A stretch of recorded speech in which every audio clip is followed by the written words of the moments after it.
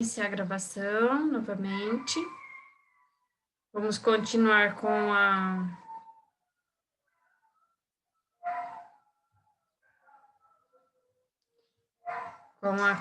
o caderno de atividades. Tem lugar errado.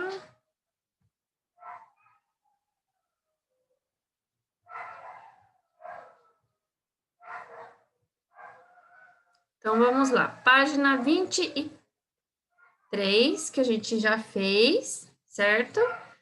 Nós vamos, então, para a página 24. Aqui é a página 23.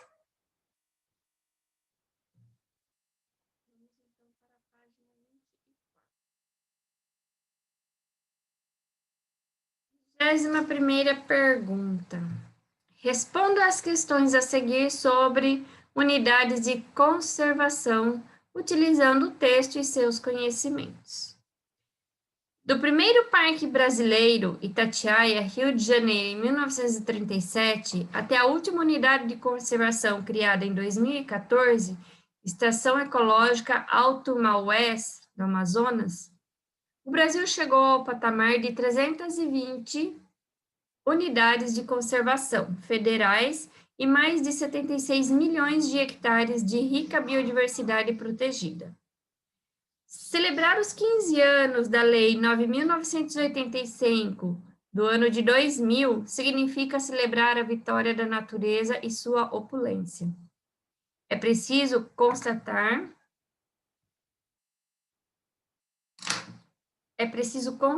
que ganhamos todos nós, cada ser humano ganhou a natureza e toda a biodiversidade.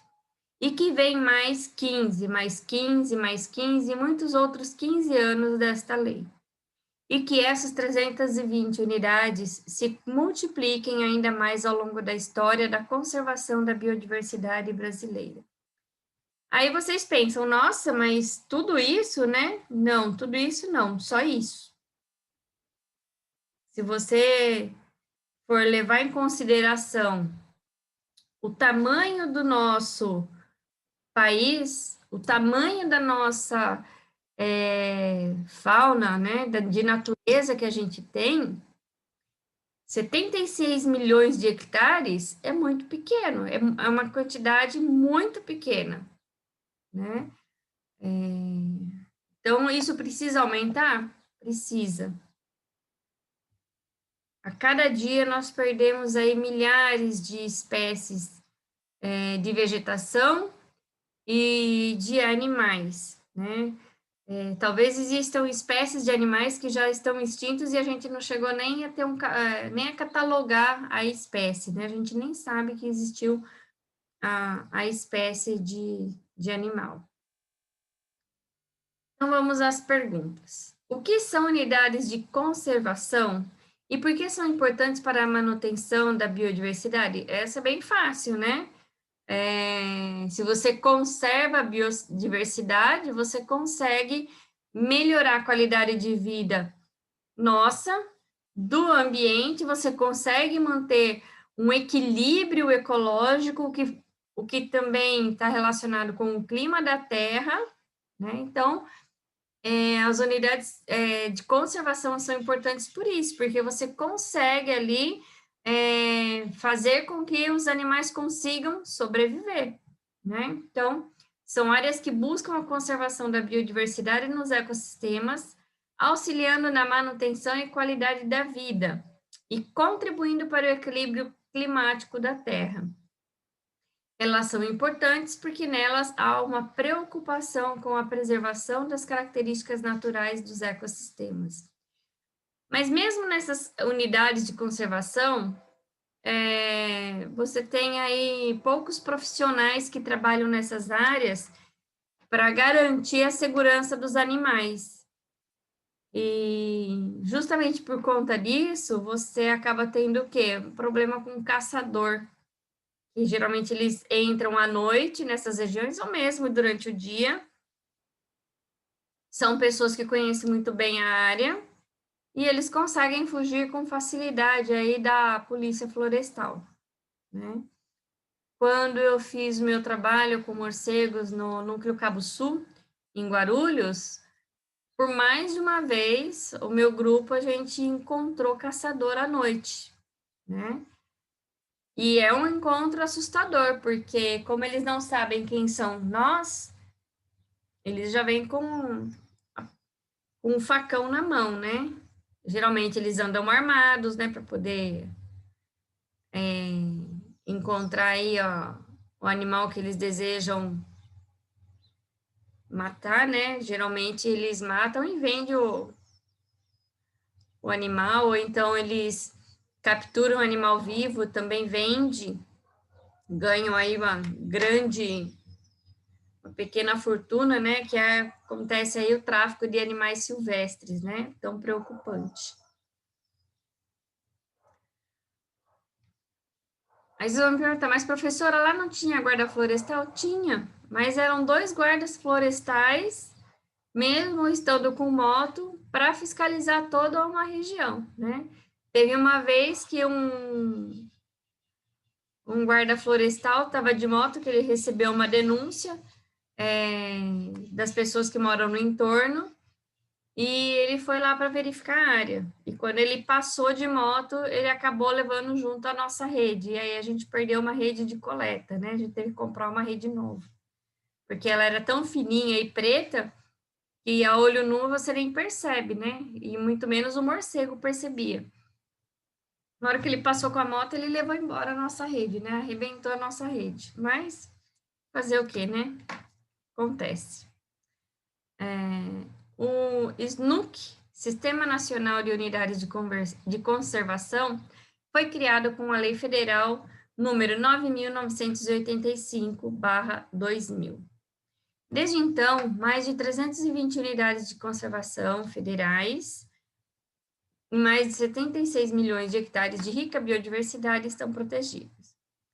Em sua opinião, por que o texto afirma que toda a natureza, a biodiversidade e cada ser humano ganharam com essa lei? Então, vocês vão colocar aí a opinião de vocês, tá?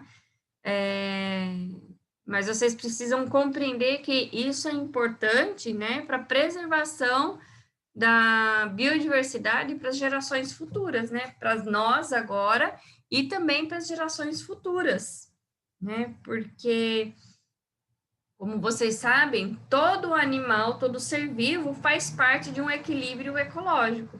Quando você tira um da cadeia, aquilo vira uma bagunça, fica em desequilíbrio. E tudo está relacionado com o clima, com a atmosfera, né, com a nossa sobrevivência, a nossa disponibilidade de alimento. Então, tudo isso está aí diretamente relacionado. Lembra que eu falei do filme B-Movie? Eu falo sempre em todas as turmas, né? Que você tinha lá as abelhas que resolveu processar os humanos, porque os humanos estavam roubando o mel, né? Mas o que aconteceu? A colmeia deles ficou entupida de mel, eles não precisavam mais trabalhar. Por que eles iam produzir mais mel se eles tinham um monte de mel, né? E aí, quando as abelhinhas pararam de visitar as flores, elas deixaram de fazer o processo de polinização.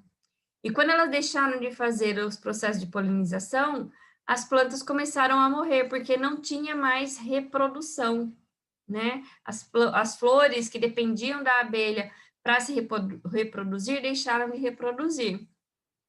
E já existe pesquisas, e esse filme, na verdade, embora bonitinho para criança, mas é um alerta, porque já existe essa problemática de determinadas espécies de abelhas serem extintas. Se determinadas espécies, se essas espécies de abelhas forem extintas,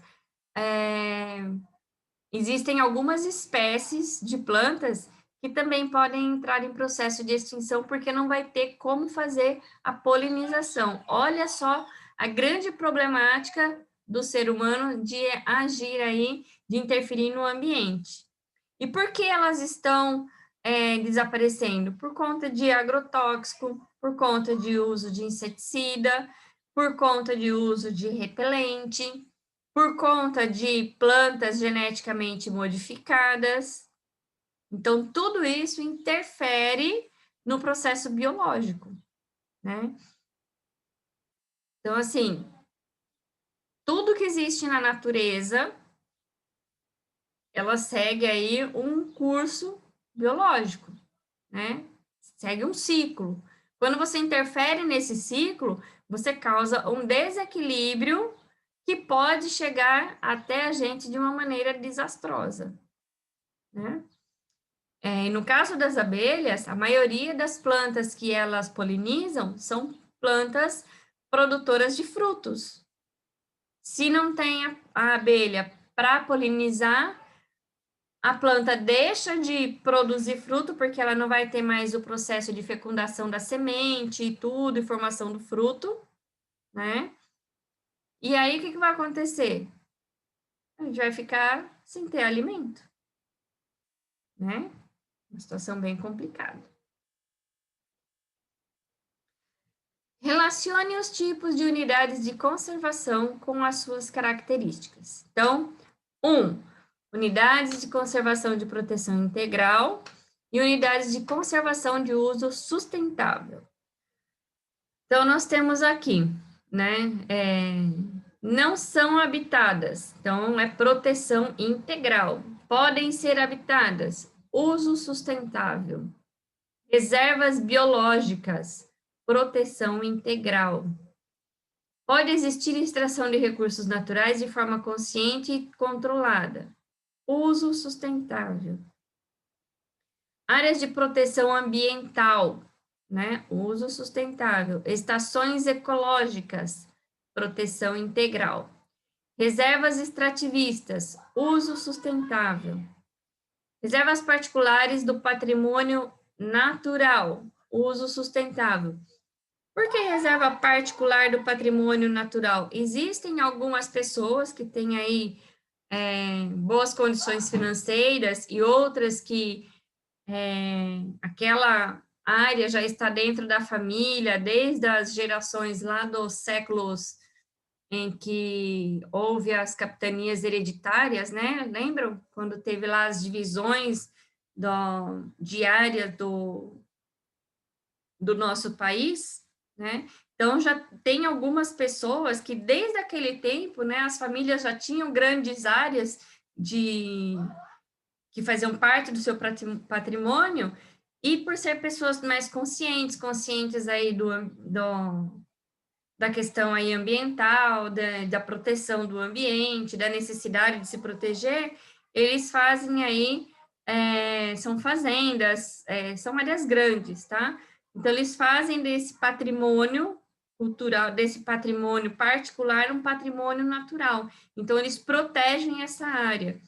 Tem algumas áreas que você pode visitar, que eles permitem visitação, mas é uma visitação controlada, não é qualquer pessoa que pode ir, né? Então, ela faz parte aí é uma reserva particular, né?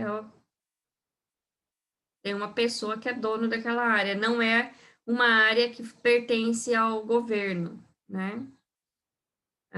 Florestas nacionais, então, uso sustentável. Monumentos naturais, proteção integral. Áreas de relevante interesse ecológico, uso sustentável. Parques nacionais, proteção integral. Então, nos parques nacionais, você pode visitar, mas você não pode tirar nenhuma folhinha que caiu da árvore. Tem que ficar no parque. Refúgios de vida silvestre. Nesses locais de refúgio de vida silvestre, não é permitida a visitação. Somente pesquisador que vai lá para estudar, por exemplo, uma ave ou uma espécie de planta que só tem nesse lugar, aí ele vai pedir uma autorização para o IBAMA, para a administração da área, vai pedir um monte de autorização até que ele tenha todas as autorizações para desenvolver a sua pesquisa, né? Quando eu fiz a minha pesquisa com morcegos no Núcleo Cabo Sul, que era, na época, era um parque fechado ao público, depois ele foi aberto, mas na época ele era fechado ao público. Eu precisei de pedir autorização para o IBAMA, autorização para a administração do parque, eu precisei passar pelo comitê de ética da universidade, pelo comitê de ética da administração do parque, né? Então, eu levei mais ou menos uns 4 meses, de 4 a 6 meses, para conseguir pegar todas as autorizações antes de começar a fazer meu trabalho, né? Então, não é tão simples assim você fazer um trabalho aí de pesquisa com animais silvestres. Reservas de desenvolvimento sustentável, então, uso sustentável, podem ou não permitir atividades de pesquisa científica e turismo ecológico. Então, são áreas de proteção integral, tá? Página 25.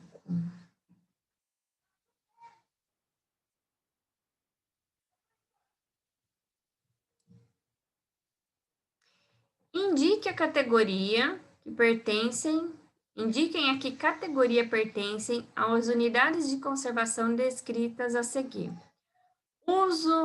Unidade de conservação de uso sustentável ou de proteção integral. E justifique a sua resposta. 1. Protege uma riquíssima biodiversidade constituída por espécies representativas da fauna e flora brasileiras, das quais algumas ameaçadas de extinção, como a onça-pintada, pantera onça, puma concolor, jacaré de papo amarelo, caimã latirostris, papagaio de peito roxo, Amazona vinácea, gavião real, árpia, peroba rosa, Aspidosperma polyneuron, Ariticum, Rolinha salicifolia, Araucária angustifolia, além de muitas outras espécies de relevante valor e de interesse científico. Agora uma perguntinha para a turma, né? Vocês estão vendo que todos os nomes científicos aqui são compostos por 2 nomes. O que representa cada parte do nome? Isso costuma cair em prova de vestibular.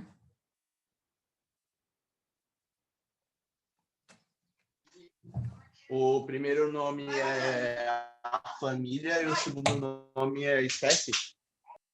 Não.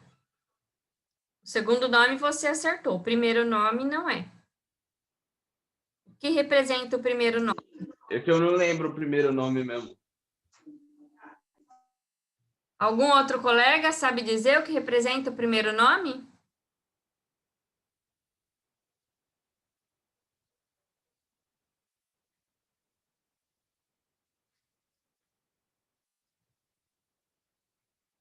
Ninguém? Não acredito. Então, vamos lá. O primeiro nome significa o gênero, tá? O segundo nome tá relacionado aí com a espécie. Então, pantera, onça. Então, é aquela determinada espécie, tá? Dentro do gênero pantera. Por quê? Porque nós temos outras panteras, né? Mas que são de espécies diferentes, tá? Mesma coisa aqui, ó, papagaio de peito roxo, Amazona vinácea. Amazona é o gênero, né? Vinácea está referindo àquela espécie, ok? Por quê? Porque eu tenho tenho vários papagaios, né? De espécies diferentes, mas todos pertencentes aí ao gênero Amazona. 2. As atividades produtivas geradas e desenvolvidas estão intrinsecamente focadas para uma economia voltada à sustentabilidade da população tradicional ali residente, que, se bem organizada e trabalhada de forma coletiva, tem um cardápio de várias possibilidades que a floresta oferece. sementes florestais, óleos de copaíba e andiroba, manejo florestal comunitário, produção de mel a partir de abelhas nativas, látex e castanha, entre outros produtos advindos da floresta. Só voltando aqui de novo, a gente sabe que esse segundo nome está relacionado com a espécie. Na atualidade, essa parte, que esse segundo nome, ele é chamado de epípeto científico, tá? Então, você tem o gênero e o epípeto científico, ok? Que é o que está relacionado à espécie. Isso é uma questão de nomenclatura, volta e meia, eles mudam aí as nomenclaturas e é um pouco difícil de acompanhar, né? Então, vamos lá. Então, aqui, unidade de conservação, de uso sustentável. Então, a gente já percebeu que quando você extrai alguma coisa de maneira sustentável do ambiente, então você coloca como uma unidade de uso sustentável. Quando tem aqui, ó, habitat de várias espécies que você não pode entrar, você não pode retirar as espécies, embora os traficantes eles entram escondido, lembra que eu falei para vocês? A gente tem poucos funcionários, poucos policiais florestais para cobrir uma área muito grande, e é justamente nessas brechas que agem os traficantes de espécies silvestres. Então, essa região aqui é a unidade de proteção integral. Justificativa, né? Então, sustentável. Essas unidades de conservação podem ser habitadas e a conservação da natureza está associada ao uso sustentável dos recursos naturais. Proteção integral. Essas unidades de conservação não são habitadas, mas podem ou não ser autorizadas atividades de pesquisa científica e turismo ecológico. Tem regiões que nem turismo ecológico você não pode ter, porque você tem já um ambiente tão perturbado que se você tiver uma pessoa ali naquela região, ou é um ambiente que está tão equilibrado, bonitinho, com espécies que são sensíveis demais, e você tendo pessoas entrando ali, você pode perturbar e atrapalhar o desenvolvimento daquelas espécies de animais. Então, você nem pesquisa científica, às vezes, você tem autorização para fazer. Tá? Tá tudo bem até agora? Tem alguma dúvida, alguma pergunta?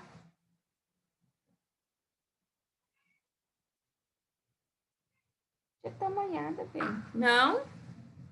Ótimo. Escutaram um miadinho aqui? É da minha gatinha. Quer dizer, minha não, né? Gatinha da minha irmã. Mas eu faço de conta que ela é minha também. Um minutinho para acender a luz aqui. Pronto. Oi, filha, vem cá. Vou apresentar para vocês a gatinha. Vem cá.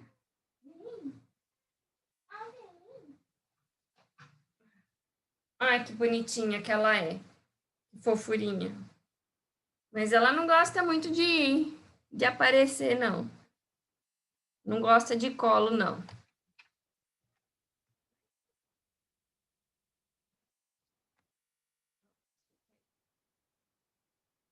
Gostaram da gatinha? Ou ninguém viu?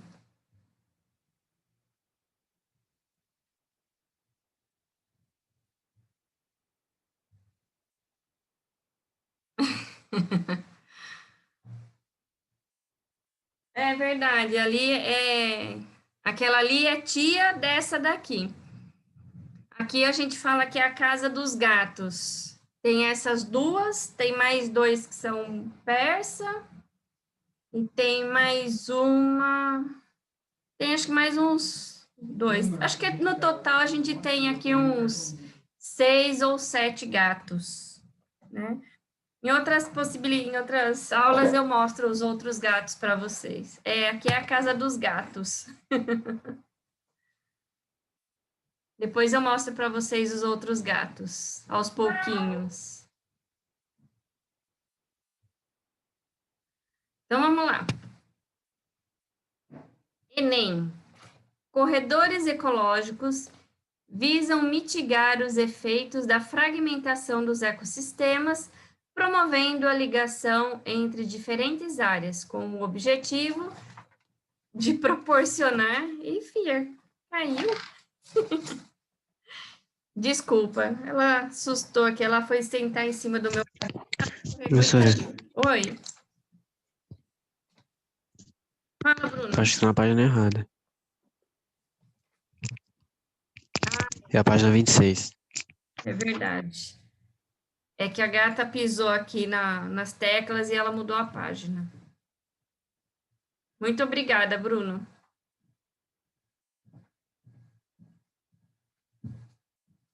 Onde você vai? Né? Isso, né? A gente parou aqui, né? Ó, faltava essa última aqui, né? Esse último quadrinho, da página 25. Obrigada, Bruno. Então, vamos lá. A tabela e o gráfico a seguir mostram dados referentes às unidades de conservação mais visitadas em 2007 e o número de visitantes entre 2007 e 2017. Analise-os e responda às questões. Então, aqui, né, unidades de conservação mais visitadas em 2017. Então, Parque Nacional da Tijuca, Parque Nacional do Iguaçu, Parque Nacional de Jericoacoara, Reserva Extrativista Marinha Arraial do Cabo, Parque Nacional Marinho de Fernando de Noronha, Parque Nacional da Serra da Bocaina, Monumento Natural do Rio São Francisco, Área de Proteção Ambiental da Costa dos Corais, Parque Nacional de Brasília e Floresta Nacional de Carajás. Total de visitação das unidades de conservação, né? Então, em 2007, você tinha aí mais ou menos 3 milhões e meio, né, de visitações, e em 2017 você tem aí 10 milhões de pessoas visitando as unidades de conservação. Né?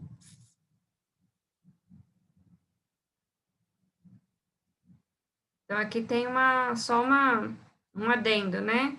As referências dos textos do exercício 22 poderiam facilitar a realização da atividade. Por isso, não aparecem para os alunos. Então, são elas, né? Parque Nacional do Iguaçu e Reserva Extrativista Chico Mendes. Né? Então, a gente teria que entrar aqui nesses sites para a gente estar vendo aqui essa atividade aqui.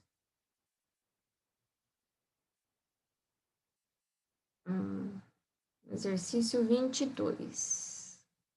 Que seria esses dois textos aqui, tá? Então, são esses dois textos aqui. Então, de acordo com o gráfico, a partir de que ano o número de visitantes passou de 5 milhões nas unidades de conservação mencionadas? Então, é simples, né? É só a gente vir aqui. Então, aqui, ó, em 2007, mais ou menos 3 milhões e meio, em 2008, atingiu 4 milhões, em 2009 e 2010, não chegou a 5 milhões, né? Ficou por volta de 4 milhões e meio, e em 2011 passou de 5 milhões, mais ou menos 5 milhões e 200 mil pessoas, né? Então, a pergunta é 2011. O caderno tá atrapalhando você, filha? Deixa eu pôr pra cá. Como aqui a casa é dos gatos, a gente tem que fazer de tudo para facilitar a vida dos gatos. Então, a partir de 2011, o número de visitantes passou de 5 milhões. Assinale verdadeiro ou falso nas afirmativas a seguir. Então, O Parque Nacional da Tijuca teve 10 milhões de visitas em 2017. Vamos ver? Na verdade, não, né? Por quê? Porque aqui esse total de visitação é o total de visitação em todas elas. Ele não fala só do Parque Nacional da Tijuca. Por isso que não, é por isso que é falsa aquela afirmação, ok? Sempre que a gente vai lendo as frases, a gente tem que sempre estar olhando o gráfico para ver se aquela afirmação está correta. 2. A Floresta Nacional do Carajás foi a unidade menos visitada em 2017 entre as unidades de conservação mencionadas. Então, se a gente for olhar aqui, ó, realmente, né, ó, unidade de conservação mais visitadas em 2017. A Floresta Nacional de Carajás é a última, então ela foi a menos visitada. Reserva Extrativista Marinha do Arraial do Cabo é uma unidade de conservação de uso sustentável, verdadeiro, né? Por quê? Porque aqui, ó, já está dizendo, ó, reserva extrativista. Então, se é uma reserva extrativista, se você extrai recursos naturais desse lugar, então só pode ser uma unidade de conservação de uso sustentável. 4. O número de visitantes nas unidades de conservação brasileiras vem aumentando de forma consistente ao longo dos anos, e esse número mais do que dobrou de 2007 para 2016. Vamos ver se isso é verdade? Então, aqui, ó, ele fala de 2007, né? Pouco mais de 3 milhões e meio, e 2016, que tem aqui mais ou menos 8 milhões e meio. Então, realmente, o dobro de 3 milhões e meio seria 7 milhões. Então, seria aqui. Só que não, né? Só que em 2016 ele chegou quase a 9 milhões. Então, teve mais do que o dobro aí de visitações.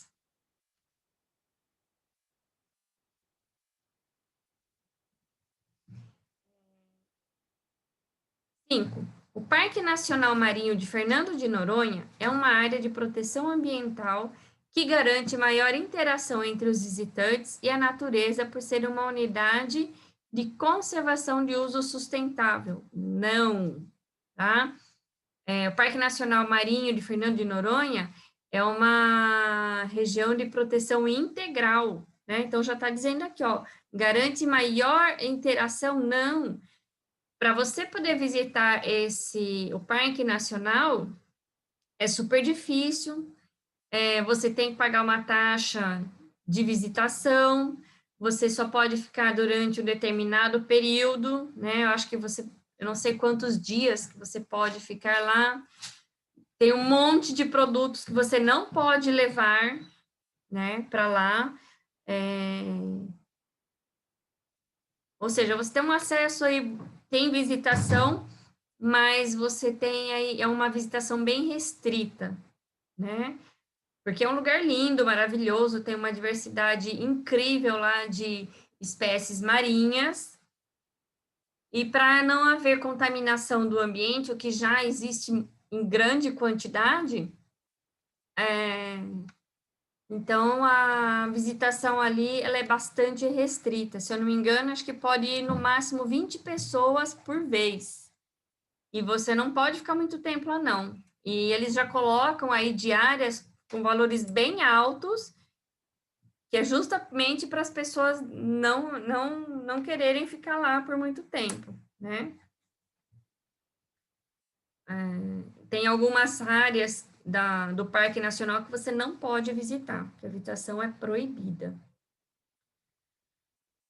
Alguns dos principais parques nacionais encabeçam a lista dos mais visitados em 2017, pois, apesar de serem unidades de conservação de proteção integral, permitem atividades recreativas, educativas, turismo ecológico e pesquisas científicas. Isso é verdade. C. Você já visitou alguma unidade de conservação? Escreva como foi sua experiência ou descreva se gostaria de visitar e por quê. Então, aqui a resposta é pessoal, cada um de vocês vai responder aqui o que quiser. eu gostaria demais de poder visitar aqui o Parque Nacional, né, Marinho de Fernando de Noronha, né? Mas eu não sei se algum dia eu vou ter essa oportunidade de visitar essa região. Mas, pelo que eu sei, é uma visita, assim, incrível. É maravilhoso a visitação lá. 24. Deixa eu ver aqui. Bom, a gente tem 1 minuto só de live, então eu vou deixar para responder essa última pergunta na próxima aula, tá bom?